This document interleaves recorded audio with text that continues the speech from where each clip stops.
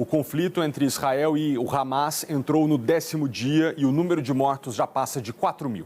O nosso correspondente, o Sérgio Uti, acaba de chegar na cidade de Beerseba, que fica a 40 quilômetros da faixa de Gaza. Ele vai contar para a gente, né? Ele está agora num centro de voluntários e vai explicar como é que está sendo feito esse trabalho de ajuda humanitária. Muito bom dia, obrigado por conversar com a gente, o Sérgio. Bom dia a todos vocês. Bom, a gente está aqui a cerca de 40 quilômetros da faixa de Gaza, como você disse, numa região que não tem sido muito alvo dos foguetes lançados a partir da faixa de Gaza pelo Hamas. Isso dá mais tranquilidade para essas pessoas aqui, que são muito jovens, na verdade. Há 24 centros como esse em todo o território de Israel, trabalhando para ajudar aquelas pessoas que saíram de casa, que estão precisando de alguma coisa agora. Obviamente, esse tipo de organização do lado de cá da fronteira é muito melhor, né? Eles se organizam, têm possibilidade de se organizar muito melhor, até porque eles não têm as fronteiras fechadas como Gaza, né, obviamente. E há pouco, Darlisson, houve um anúncio aqui do governo de Israel de que todas as pessoas que moram numa margem ali num raio de 2 quilômetros da fronteira com o Líbano serão retiradas de casa por conta dos ataques do Hezbollah, né? Esse grupo que controla o sul do Líbano e que ataca o norte de Israel. Isso já aconteceu aqui no sul. A gente saiu há pouco de Sderot, que é uma cidade que fica ao lado da faixa de Gaza, faz fronteira com a faixa de Gaza, onde a população quase inteira já foi evacuada. Portanto, há uma tensão nesses dois pontos de fronteira do país e uma tensão também sobre o que pode acontecer, o que já está acontecendo e o que está para acontecer na faixa de Gaza. Sérgio, a impressão que a gente tem aqui do outro lado do planeta, e você nos corrija se a minha avaliação for errada, é de que a pretensa incursão por terra e o bombardeio ali no norte da faixa de Gaza, que estava na iminência de acontecer no último fim de semana, ainda não veio com força total. Você avalia que os pedidos, então, de apelo humanitário feito pelas nações para segurar um pouquinho até conseguir deslocar essas pessoas realmente surtiu efeito, ou o que já está acontecendo por lá é essa decisão de Israel de entrar com tudo na faixa de Gaza? Olha, difícil responder a sua pergunta, Felipe. O que a gente sabe é que as Forças Armadas, as Forças de Defesa de Israel anunciaram que vai haver uma incursão por terra, por água e pelo mar. Isso ainda não aconteceu. A gente não sabe se isso não aconteceu por conta da pressão internacional para que não haja tantos prejuízos, né, tantas mortes entre os civis de Gaza, algo que já está acontecendo numa proporção histórica, eu diria, ou se Israel está dentro, de fato, do seu planejamento. Hoje, por exemplo, a gente teve um encontro com autoridades israelenses, bem na fronteira com Gaza, e o discurso deles, eles estão fazendo um esforço tremendo para trazer a imprensa internacional, para mostrar alguns lugares, detalhes do massacre que aconteceu nesse país, meio que para justificar o que, segundo eles, precisa ser feito em Gaza. E eles já têm nessa conta que o que eles vão fazer em Gaza dificilmente vai excluir a população civil, como já está acontecendo até o momento. Portanto, o que a gente vai ver, obviamente, nos próximos dias é uma piora da situação do lado de lá.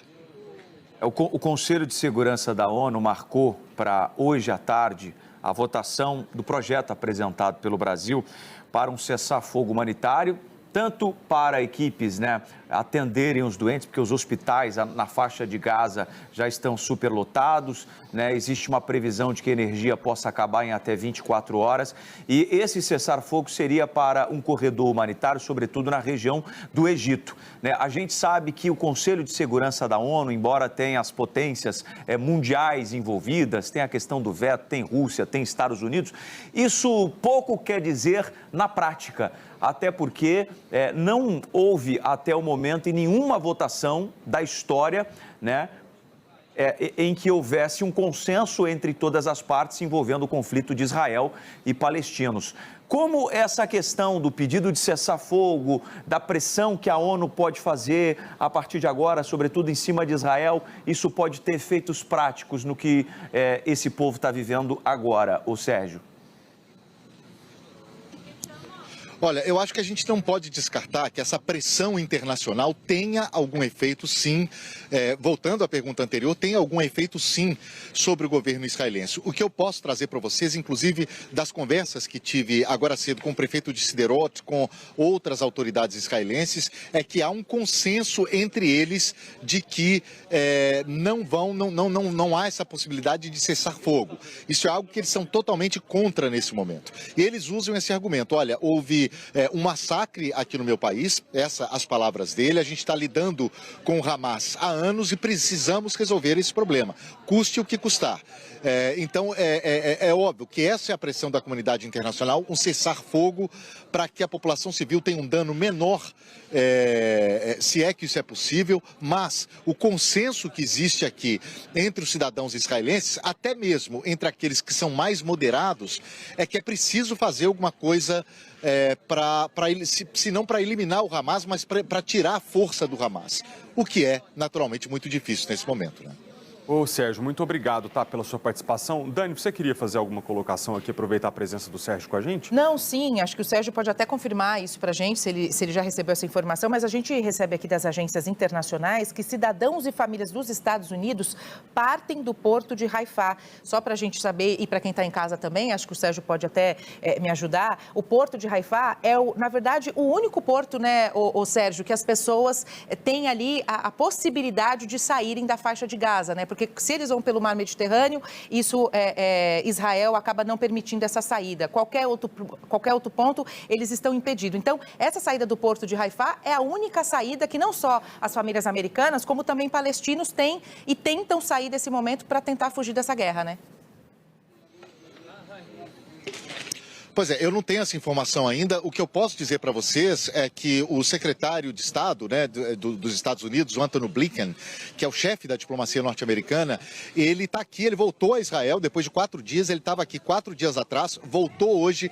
Obviamente, eles estão nessas negociações intensas. Os Estados Unidos, obviamente, estão diretamente envolvidos aí no planejamento do que vai acontecer, estão supervisionando isso diretamente, porque são os aliados tradicionais, históricos de Israel. E, claro, a força dos Estados Unidos dá a eles algumas vantagens para tentar retirar os cidadãos norte-americanos que estão em Gaza, né? Agora, essa questão do porto, que inclusive foi bombardeado dias atrás, eu ainda não tenho uma confirmação aqui para passar para vocês. O fato é que as coisas vão acontecendo muito rapidamente. A gente está se deslocando de um lado para outro do país. Já veio uma informação sobre o que está acontecendo no Líbano, como essa que eu passei para vocês, de que parte dos moradores está sendo evacuada. Portanto, as coisas estão acontecendo num ritmo absolutamente rápido por aqui. Ô Sérgio, compartilha com a gente qual é o seu plano de cobertura para esse 10º dia de conflito. A partir de agora, o que você está em busca na região em que você está? Olha, Felipe, a gente tem que... todos os jornalistas hoje estão de olho na possibilidade do início dessa incursão por terra de Israel e as consequências que isso pode ter, obviamente, para a população civil da faixa de Gaza. Outro ponto também é se o Hamas vai intensificar os bombardeios ao território de Israel, qual será o envolvimento de outros grupos como o Hezbollah, também como grupos da Síria, que bombardearam Israel no último sábado, por exemplo. Israel, inclusive, bombardeou o aeroporto de Alepo, na Síria, envolvendo aí, nesse caso, o governo sírio. Portanto, tem várias peças no tabuleiro desse conflito. E a gente fica de olho o tempo inteiro tentando entender essa situação e passar essa informação. Estarão esses grupos dispostos a se envolver mais do que se envolveram nesse conflito? E até que ponto? E até que ponto países, potências militares, como vocês citaram aí, Rússia, que aliás o presidente russo falou hoje com Assad da Síria, né? O Joe Biden, que hoje cancelou uma viagem nos Estados Unidos para ficar em Washington cuidando de problemas de segurança, que obviamente envolvem Israel.